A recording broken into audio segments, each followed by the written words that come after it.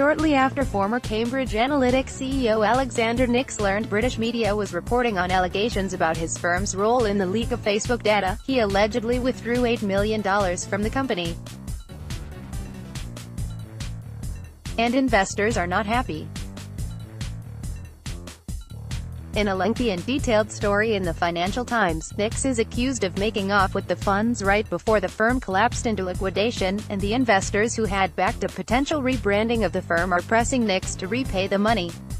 The investors said Analytica, a company set up last year to acquire and rebrand Cambridge Analytica and a related company, SCL Group, had raised $19 million from powerful international investors in January to expand the company's services and bid for more commercial work.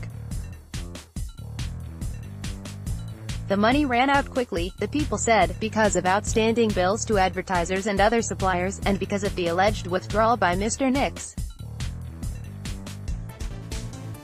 According to some of the people, Mr. Nix has indicated that he intends to repay part of the money. One person added that Mr. Nix said the withdrawal was made in exchange for unbooked services. Bankruptcy filings in New York show that Cambridge Analytica received an $8.8 million loan from Analytica before it entered administration, though it is not clear what the loan was intended for. Documents show the debt is classified as an unsecured, non-priority loan that might not have to be returned.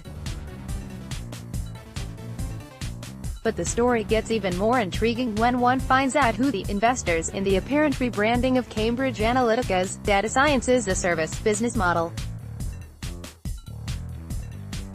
Company filings in the UK show Analytica earlier this year issued nearly 2 million shares and added several new directors to its board, including Rebecca and Jennifer Mercer, the daughters of hedge fund billionaire and prominent Trump supporter Robert Mercer.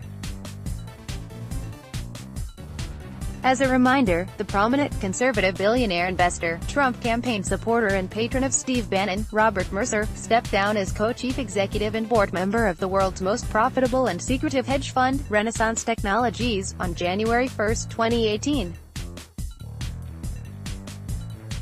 Additionally, Johnson Co., executive director of Reorient Group, was also added as a director of Analytica in January. Mr. Coe is a business partner of Eric Prince, another Trump associate and the founder of private mercenary group Blackwater, at the security firm Frontier Services Group.